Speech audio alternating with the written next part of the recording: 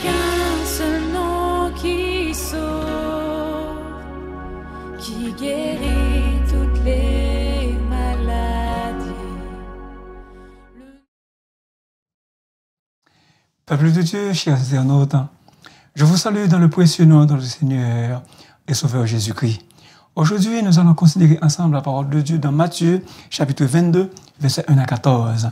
Matthieu, chapitre 22, versets 1 à 14, et je fais la lecture. Jésus, prenant la parole, leur parla de nouveau en parabole, et il dit: le royaume des cieux est semblable à un roi qui fit des noces pour son fils. Il envoya ses serviteurs appeler ceux qui étaient invités aux noces, mais ils ne voulurent pas venir. Il envoya encore d'autres serviteurs en disant: dites aux conviés, voici, j'ai préparé mon festin. Mes bœufs et mes bêtes grasses sont tués. Tout est prêt. Venez aux noces. Mais, sans s'inquiéter de l'invitation, ils s'en allèrent, celui-ci à son champ, celui-là à son trafic. Et les autres se saisirent des serviteurs, les outragèrent et les tuèrent. Le roi fut irrité. Il envoya ses troupes, fit périr ses meurtriers et brûla leur ville. Alors il dit à ses serviteurs: les noces sont prêtes, mais les conviés n'en étaient pas dignes. Allez donc dans les carrefours et appelez aux noces tous ceux que vous trouverez. Ses serviteurs allèrent dans les chemins, rassemblèrent tous ceux qu'ils trouvèrent méchants et bons, et la salle des noces fut pleine de convives. Le roi entra pour voir ceux qui étaient à table, et il aperçut là un homme qui n'avait pas revêtu un habit de noces. Il lui dit: mon ami, comment es-tu entré ici sans avoir un habit de noces? Cet homme eut la bouche fermée. Alors le roi dit aux serviteurs: liez-lui les mains, les pieds et les mains, et jetez-le dans les ténèbres du dehors, où il y aura des pleurs et des grincements de dents. Car il y a beaucoup d'appelés, mais peu d'élus. Parole du Seigneur. Peuple de Dieu, chers internautes, certes, beaucoup sont invités, mais peu sont admis. Beaucoup sont invités, mais peu sont admis. Et donc, le sujet: comment entrer dans le royaume de Dieu? Comment entrer dans le royaume céleste? Comme vous le savez peut-être, il y a le Royaume-Uni, formé de la Grande-Bretagne, l'Angleterre, l'Écosse et l'Irlande du Nord. Comme vous voyez, je m'habille tout en bleu, chemise bleue, bleu ciel, cravate bleu, je ne sais pas, veston bleu, pantalon bleu. Peuple de Dieu, chers internautes, par la grâce de Dieu, nous allons vous entretenir sur une parabole, celle du festin des noces, la parabole du grand repas de mariage, la parabole du grand repas de mariage. Peuple de Dieu, les paroles de Jésus que nous rapportent les évangiles, plus du tiers, est composé de paraboles. Ce vocable hébreu, machal, le grec parabole, c'est l'une des méthodes de l'art oratoire illustrant une vérité morale ou religieuse par une comparaison tirée de la vie courante. Bref, une parabole, vérité morale par une comparaison tirée de la vie quotidienne ou de la vie courante. Dans la rhétorique gréco-romaine, c'est-à-dire l'art de bien parler, l'art de bien s'exprimer, la parabole y apparaît comme une fonction argumentative et comme figure de style. Le philosophe Aristote rattache une parabole d'abord aux preuves utilisées dans le discours. Parabole, ce terme se trouve seulement dans les évangiles synoptiques. Matthieu, Marc, Luc. Combien de fois? 48 fois. Et 2 fois dans l'épître aux Hébreux. Les paraboles, elles enseignent le royaume de Dieu. Et l'enseignement des paraboles, c'est aussi l'amour fraternel entre les êtres humains. Le sens de Dieu le Père, le sens de la paternité. Plus que de simples histoires, plus que des chefs-d'œuvre littéraires, les paraboles ont pour fonction première, les paraboles ont pour fonction principale de communiquer un enseignement de Jésus sur Dieu et son royaume. En réalité, peuple de Dieu, les paraboles expliquent et enseignent la bonne nouvelle du royaume de Dieu. Marc 4, verset 2 et verset 34. Jésus parle en parabole à tous, aux disciples comme à la foule. Mais c'est seulement aux disciples qu'il donne une interprétation. C'est seulement aux disciples que Jésus donne une explication. 4 points. Le premier, l'invitation refusée. Dans cette parabole, l'accent ne porte pas sur le Fils, mais sur le refus de l'invitation des premiers invités. Dans les versets 1 à 6, nous voyons que les gens rejettent carrément l'invitation de Jésus. Dieu invite toutes les races dans son royaume. La grande question, la question qui tue. Qui répond à cette invitation? À ces 2 premières paraboles, Matthieu 21, versets 28 à 32, parabole des 2 fils. Verset 33 à 45, parabole des vignerons. Jésus n'a donné aucune introduction. Il garde ses explications et la mise en pratique à la fin. Mais ici, dans la parabole qui nous intéresse, Jésus commence par affirmer qu'elle, la parabole, illustre le royaume des cieux.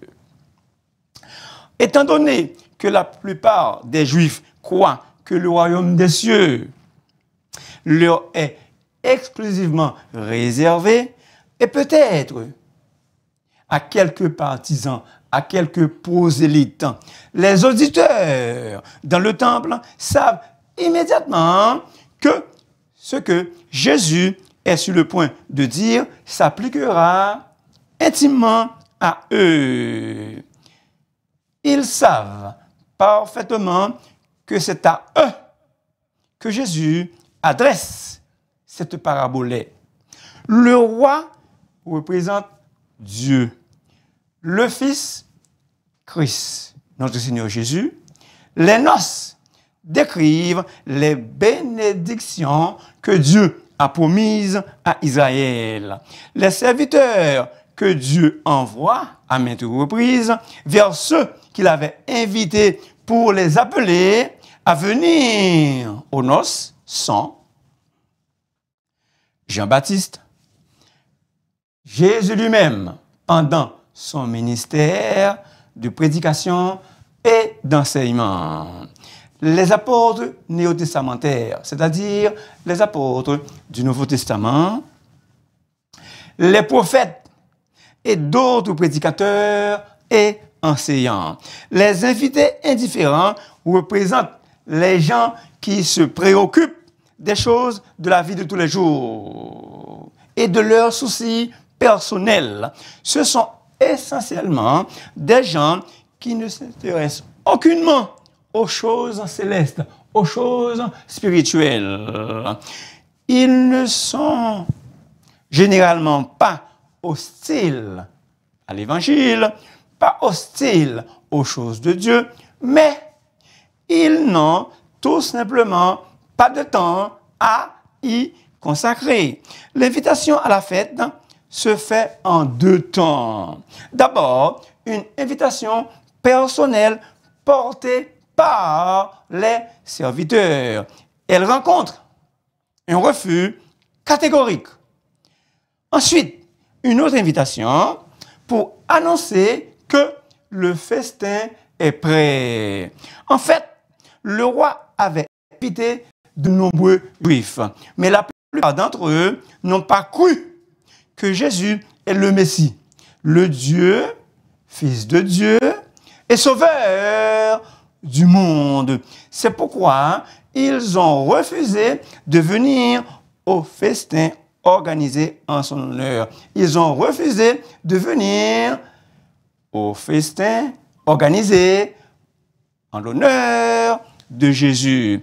Chers internautes, il faut souligner que le roi fit preuve d'une grande patience et envoya ses messagers pour une deuxième fois et des efforts supplémentaires pour réitérer son invitation.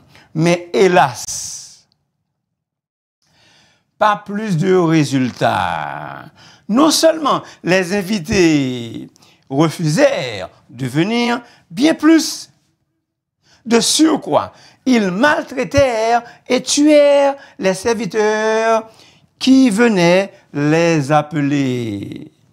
Bien-aimés, compter parmi les gens invités d'avance aux noces du roi fait partie intégrante des plus grands honneurs possibles.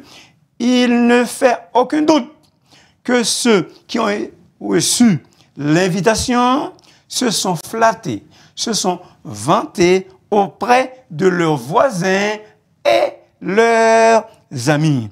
Ainsi donc, il est inconcevable que lorsqu'ils sont appelés à assister aux noces, qu'ils ne veulent pas venir. Leur attitude est incompréhensible et inacceptable. Et là, peuple de Dieu, est-ce que vous êtes là? Refuser l'invitation du roi constitue une offense, une faute très grave. C'est vraiment insultant et choquant. Ils ont humilié le roi. Ils ont enflammé, attisé la colère du roi. Ils déclinèrent à l'invitation en ayant de piètres excuses. Certains extrêmement occupés par leurs exploitations agricoles ou par leurs affaires. Pour bien comprendre, chers internautes, la parabole, il faut savoir que les invitations avaient déjà été lancées longtemps d'avance. Mais quand le moment du mariage est arrivé, que le roi dit aux invités que tout est prêt, ils refusent de venir. Peuple de Dieu, chers internautes, le refus est d'autant plus choquant, car les mariages, comme vous voyez les deux photos, les mariages étaient des moments importants de la vie sociale auxquels on avait l'obligation morale de participer. Deuxième point, les rebelles châtiés et punis. Versets 7 et 8. Ces versets nous décrivent le châtiment que les rebelles attirent sur eux-mêmes en rejetant l'invitation du roi.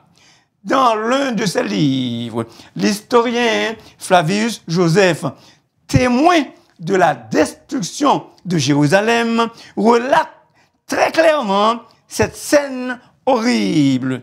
Le roi fâché contre Israël, en l'occurrence Titus à ce moment-là, et ses légions romaines, envoya ses armées pour détruire Jérusalem et presque tous ses habitants en l'an 70 de notre ère.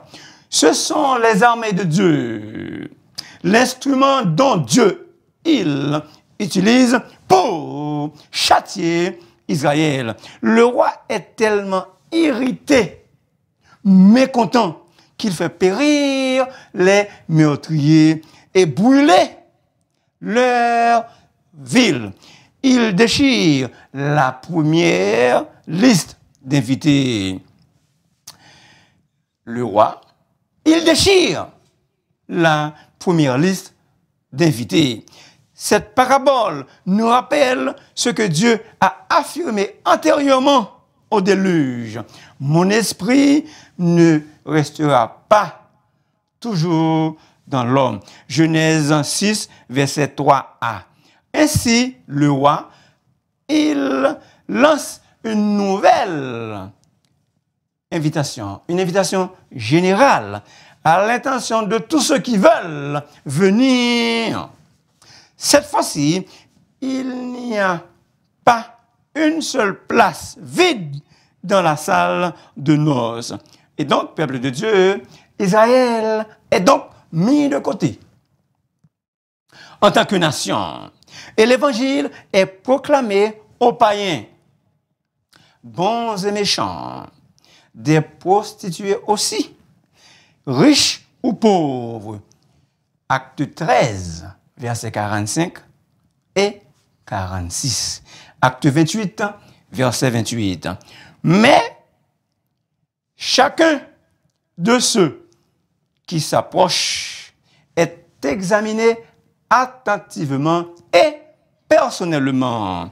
Les troupes, ce sont toutes ces forces armées que le roi envoie pour faire périr et brûler la ville de ces bandits, ces meurtriers qui ont tué les délégués, les émissaires du roi. L'invitation refusée, les rebelles châtiés et punis.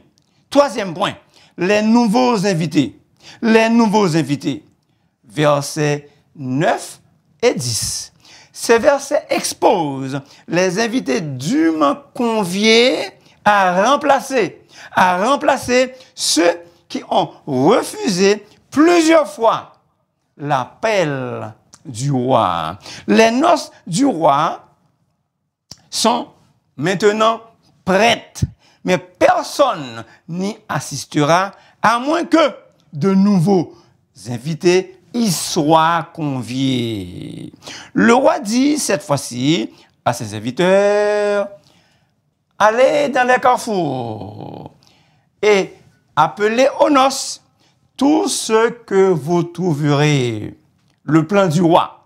Son plan consiste à les faire entrer, à les faire aller partout pour trouver autant de gens que possible à appeler aux noces et à les faire entrer, comme je vous ai déjà dit.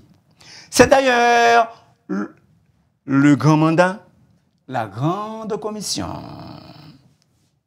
Allez, faites de toutes les nations des disciples. Évidemment, les serviteurs ont obéi, le verset 10. Ces serviteurs allèrent dans les chemins, rassemblèrent tous ceux qu'ils trouvèrent méchants et bons. Très clair, c'est très clair, comme de l'eau de cocotier. C'est clair comme l'eau cocoyer. Méchants et bons ont tous été invités. Comme a dit le pasteur John MacArthur, ce qui rend une personne digne de recevoir le salut, ce n'est pas un genre de bonté ou encore une réalisation religieuse ou spirituelle, mais simplement le fait qu'elle accepte l'invitation de Dieu à recevoir son Fils, Jésus, comme Seigneur. Ce qui rend une personne digne du salut aujourd'hui, peuple de Dieu, c'est exactement ce qui rend toute personne digne du salut depuis la chute. C'est le fait de croire à la grâce généreuse de Dieu en Christ. chers internautes, je reprends. Le fait de croire à la grâce généreuse de Dieu en Christ, c'est ça qui rend une personne digne du salut de Dieu.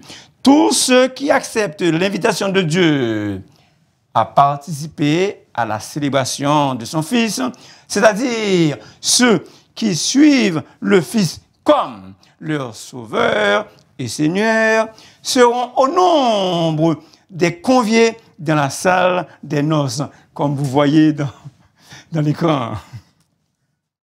Et très important, peuple de Dieu, je reprends, seront au nombre des conviés dans la salle de noces, divine et éternellement glorieuse. Peuple de Dieu, nous ne pouvons pas entrer dans le royaume de Dieu par nos propres mérites. La Bible dit clairement que chaque personne est intrinsèquement mauvaise et privée de la gloire de Dieu. Ecclésiaste 7, verset 20, Romains 3, 23. Le salut par Jésus est le seul moyen pour aller au ciel. Aucune bonne action, aucun sacrifice ne suffisent. Seul le sang de Jésus a le pouvoir de laver le péché de quelqu'un pour toujours et lui faire entrer dans le royaume céleste, dans le royaume de Dieu. Quatrième point, l'intrus expulsé. Versets 11 et 14. Mais parmi les invités, il s'en trouve un qui n'a pas revêtu d'un habit de noces. Celui-là vient vêtu, mais l'un d'un mauvais habit. Interpellé sur sa tenue inadéquate pour la circonstance, il ne sait que répondre, la bouche fermée.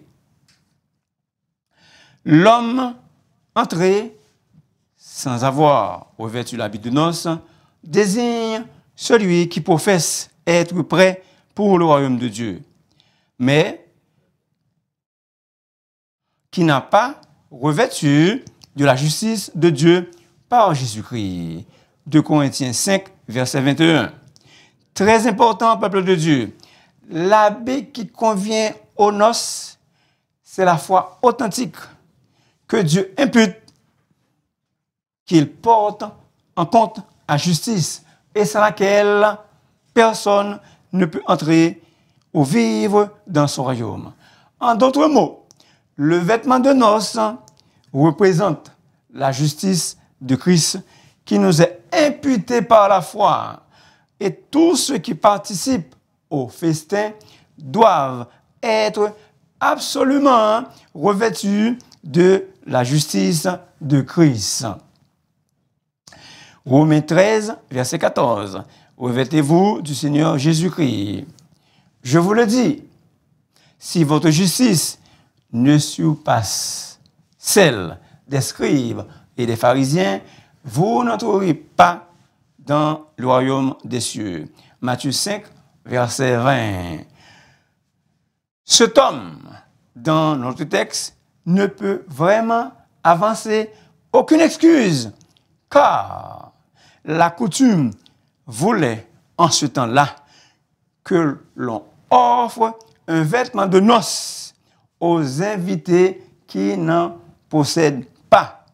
Apparemment, il n'a pas voulu profiter de cette possibilité. Jésus offre un salut à tous et toutes. Sans le salut offert par Jésus, l'individu restera bouche close lorsqu'il sera interrogé sur son droit à entrer dans le royaume de Dieu. Romains 3, verset 19. Il aura pour châtiment les ténèbres du dehors et des grincements de dents. Clotemos, les pleurs. Cela évoque les souffrances de l'enfer. Le seul habit de noces qui soit acceptable correspond à une vraie sanctification, sans laquelle personne ne verra le Seigneur. Recherchez la sanctification, sans laquelle personne ne verra le Seigneur. Hébreux 12, verset 14. Festin des noces de l'agneau. Festin des noces de l'agneau. J'entendis comme la voix d'une foule nombreuse, comme un bruit de grosses eaux, et comme un bruit de forts coups de tonnerre, disant Alléluia! Car le Seigneur notre Dieu Tout-Puissant est entré dans son règne. Réjouissons-nous, chers internautes, soyons dans l'allégresse et donnons-lui gloire. Qui? Donnons gloire à Jésus. Car les noces de l'agneau sont venues. Son épouse, vous et moi, l'Église, s'est préparée et il lui a donné de se revêtir d'un fin lin éclatant, pur, car le fin lin, ce sont les œuvres justes des saints. Apocalypse 19, versets 6 à 8. Les ténèbres désignent le lieu où les impies seront punis. L'expression clothemos, déjà mentionnée, des pleurs et des grincements de dents, décrit aussi les conséquences tragiques, les calamités du rejet de Jésus et la détresse de ceux qui prennent conscience qu'ils n'ont pas cru en Jésus, mais trop tard. Le mariage d'un peuple de Dieu était au temps de Jésus une source de réjouissance. Et c'est encore le cas aujourd'hui. Ces réjouissances duraient plusieurs jours, au moins 7 jours. En fait, à l'instar des autres peuples du Proche-Orient ancien, les Israélites appréciaient les occasions de festoyer. Celui qui accepte une invitation à la noce pour rejeter, décliner ensuite, se montre impoli à celui, ou bien envers celui qui l'a invité et s'exclut lui-même à la communauté. Chers internautes, il en va de même de l'invitation de Dieu annoncée depuis longtemps par les prophètes. Mon cher ami, dans cette parabole, il est question de l'invitation du salut de Dieu, le salut que Dieu t'offre, toi, personnellement, en son Fils Jésus, le seul et l'unique sauveur de l'humanité. L'habit de noces représente la réponse appropriée, la réponse adaptée, donnée par les invités à l'invitation royale. C'est quoi la réponse? La conversion. Voilà la réponse, la conversion. Le Dieu rempli d'amour, le Dieu plein d'amour, t'invite, mon cher ami, à accepter son Fils comme ton Sauveur par une repentance et une conversion sincère. Veux-tu le faire? Vas-tu le faire? Pour l'amour du ciel, je t'en supplie, repens-toi, car le royaume des cieux est proche. Parole de Jean-Baptiste, Matthieu 3, verset 2. Repens-toi, métanoïté, car le royaume de Dieu est proche. Parole de Jésus lui-même, Matthieu 4, verset 17.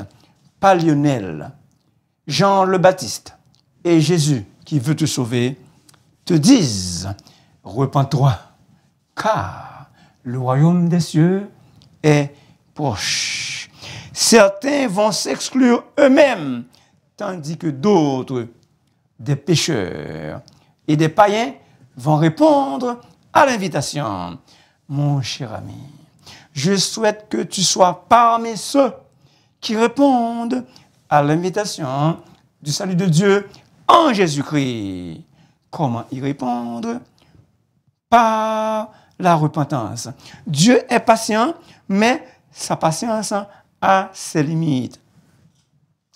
Peut-être tu dis, que puis-je faire pour éviter d'être rejeté dans les ténèbres du dehors comme cet homme? Comment puis-je être revêtu d'un bon habit? Jésus te donne la réponse à ces questions. Viens à moi pour la vie. Viens à moi pour avoir la vie. Jean 5, verset 40. Ceux qui sont admis sont ceux qui font l'effort de venir et de se changer en prenant Jésus, le vêtement du salut. Résumons. Comment peut-on entrer dans le royaume de Dieu? Le salut par Jésus est le seul et unique chemin pour entrer dans le royaume de Dieu. Jésus déclare, sans embâche, avec une autorité absolue, je suis le chemin, la vérité et la vie. Nul ne vient au Père que par moi. Comment entrer dans le royaume de Dieu? Par la repentance et une conversion sincère. L'habit de noces représente la bonne façon de répondre à l'invitation royale. Il faut absolument avoir une tenue appropriée et donc avoir Jésus comme habit, avoir Jésus comme vêtement. Il faut se préparer convenablement. Prépare-toi à la rencontre de ton Dieu, ô Israël. Amos 4, verset 12b. Mon cher ami, prépare-toi à la rencontre de ton Dieu. Frères et sœurs et amis dans le Seigneur, bien-aimés dans le Seigneur, que nous soyons tous prêts à rencontrer notre Seigneur Jésus. La vie éternelle après la mort, il nous faut la préparer. En d'autres mots, il faut préparer notre vie éternelle dans l'éternité bienheureuse avec Jésus. Celui qui n'a point connu le péché, Dieu l'a fait devenir péché pour nous, afin que nous devenions en lui justice de Dieu. 2 Corinthiens 5, verset 21. Voilà l'habit de noces que Dieu exige que nous revêtions et que son Fils nous donne et que son Fils nous procure. Le verset 14 s'applique à l'ensemble de la parabole, pas seulement à l'homme découvert en défaut de vêtements. Il y a beaucoup d'appelés dans la mesure où l'invitation de l'Évangile s'adresse à beaucoup. Mais il y a peu d'élus. Nombreux sont ceux qui refusent l'invitation. Et même parmi ceux qui l'acceptent seront démasqués comme des intrus. Beaucoup sont créés, mais peu sont sauvés. Peuple de Dieu, cette parabole sur l'habit de fête est un avertissement à mener une vie qui correspond à l'Évangile. L'invitation de Dieu est gratuite, mais elle est aussi exigeante, très exigeante. Bien que l'invitation fut étendue à tous, méchants et bons. Mais une préparation personnelle et adéquate est nécessaire. N'oubliez jamais, peuple de Dieu, l'Éternel des armées nous invite, vous et moi, à un grand banquet, le banquet messianique, qu'il est en train de nous le préparer maintenant, actuellement. C'est un festin de mets succulent, plein de moelle, de vin clarifié. Ésaïe 25, verset 6. Frères et sœurs et amis bien-aimés, réjouissons-nous, soyons dans l'allégresse et donnons gloire à Dieu dès aujourd'hui. Car vous et moi, nous allons fêter, se régaler, festoyer aux noces de l'agneau dans une atmosphère joyeuse. Le livre de l'Apocalypse décrit le ciel comme un endroit magnifique. Les rues et la place de la ville sont en or pur. Aucune souffrance, bien-aimé. Des portes de perles, il y en a 12 portes. Des portes de perles, 12. Aucune tristesse. Hello, peuple de Dieu. Est-ce que vous êtes là? Le ciel est un lieu de paix, de joie et d'une beauté infinie. Mon cher ami, mes bien-aimés dans le Seigneur, n'aimerions-nous pas tous et toutes vivre dans ce beau royaume? Quant à moi, oui. Alors, vous et moi, rendez-vous au ciel. Rendez-vous au ciel, peuple de Dieu. Que Dieu vous bénisse.